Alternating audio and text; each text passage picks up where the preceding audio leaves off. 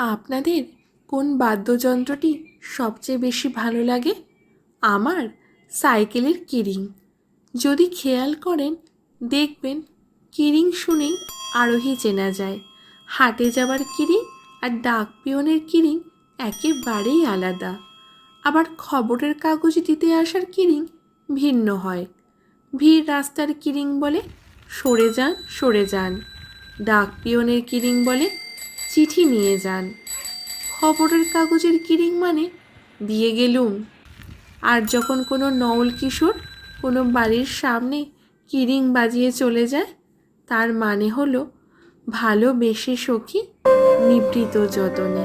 ভালোবেসে সখী নিভৃতে যতনে আমার নামটি লিখো তোমার মনের